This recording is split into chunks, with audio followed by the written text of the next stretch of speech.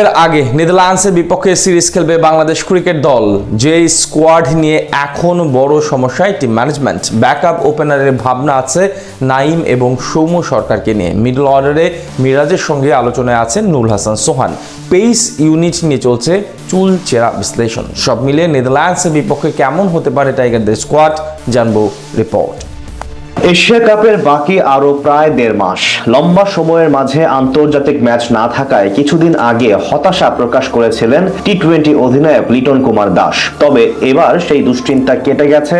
আগস্টেই Netherlands আসছে বাংলাদেশে, যেখানে দুই দলের মাঝে হবে 3 ম্যাচের টি-20 সিরিজ। আর এটি হতে চলেছে এশিয়া কাপের পূর্বে শেষবারের মতো নিজেদের ঝালিয়ে নেওয়ার সুযোগ। এদিকে ক্রিকেটারদের মতোই এই সিরিজটি বেশ গুরুত্বপূর্ণ নির্বাচক ও টিম ম্যানেজমেন্টের জন্য। কেননা আসর শুরুর আগে স্কোয়াড গঠন এবং সবাইকে পরীক্ষা নিরীক্ষা করার শেষ মঞ্চ হিসেবে দেখা হচ্ছে এই 3 ম্যাচকে। প্রতিপক্ষ নেদারল্যান্ডস হলেও সিরিজ নিয়ে বেশ serious head of coach Phil Simmons. তাই স্বাভাবিকভাবে প্রশ্ন উঠেছে, সিরিজে কেমন হতে পারে টাইগার 15 সদস্যের স্কোয়াড। শ্রীলঙ্কা এবং পাকিস্তানের বিপক্ষে সবশেষ 2 সিরিজে দাপুটে জয় পেলেও টাইগারদের চিন্তার অন্যতম বড় কারণ ব্যাকআপ ওপেনার। বর্তমানে জাতীয় দলের সংক্ষিপ্ত ফরম্যাটে অনেকটাই থিতু হয়ে গেছেন তানজিদ তামিম এবং পারভেজ হোসেন ইমন। তবে কোনো কারণে দুজনের একজন না থাকলে কি হবে সেটা নিয়ে দুশ্চিন্তায় আছে টিম ম্যানেজমেন্ট। ঘরোয়া লিগে দুর্দান্ত পারফরমেন্স করে দীর্ঘদিন পর সুযোগ পেয়েও কাজে লাগাতে পারেননি নাইম শেখ। তাই নেদারল্যান্ডসের বিপক্ষে আপাতত সৌম্য সরকারকেই ব্যাকআপ হিসেবে দেখছেন অনেকেই। যদিও স্কোয়াডে বাড়তি একজন পেসার যোগ করা হলে তার সুযোগ পাওয়ার সম্ভাবনা খুবই ক্ষীণ।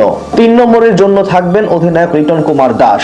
এশিয়া কাপের পূর্বে নিজেকে ফর্মে নিয়ে আসার এটাই বড় একটা সুযোগ টাইগার কাপ্তানের কাছে।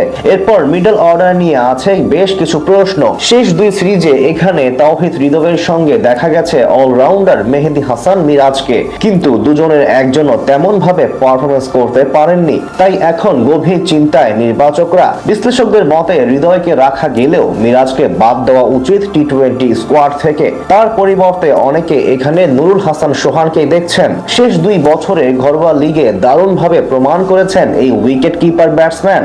এদিকে 6 ও 7 নম্বর এখন অনেকটাই থিতু হয়ে গেছেন শামীম হোসেন পাটোয়ারি এবং জাকির আলী অনিক। দুজনই টি-20 দলে বেশ ধারাবাহিকভাবে পারফরমেন্স করে টিম ম্যানেজমেন্টের আস্থা অর্জন করে নিয়েছেন। তাই নেদারল্যান্ডসের বিপক্ষে তাদের উপর আস্থা রাখতে পারেন কোচ ফিল সিমন্স। স্পিন বিভাগের নেতৃত্বে থাকবেন ডেপুটি অধিনায়ক শেখ মাহাদি হাসান। বর্তমানে সংক্ষিপ্ত ফরম্যাটে বাংলাদেশের সবচেয়ে ধারাবাহিক বোলারও তিনি। মাহাদির সাথে আরো থাকতে পারেন বামহাতি নাসুম আহমেদ এবং লেগ স্পিনার রিশাদ হোসেন। 3 জনকে নিয়ে বলা চলে এক বৈচিত্র্যময় স্পিন অ্যাটাক গড়ে তুলবে নির্বাচকরা। পেস ইউনিটে মুস্তাফিজুর রহমান এবং তানজিম হাসান সাকিব অনেকটাই নিশ্চিত। তাদের সাথে অলরাউন্ডার হিসেবে সুযোগ পেতে পারেন মোহাম্মদ সাইফুদ্দিন এবং তাসকিন আহমেদকেও দেখা যেতে পারে, যেটা হলে সুযোগ পাবেন না সৌম্য সরকার।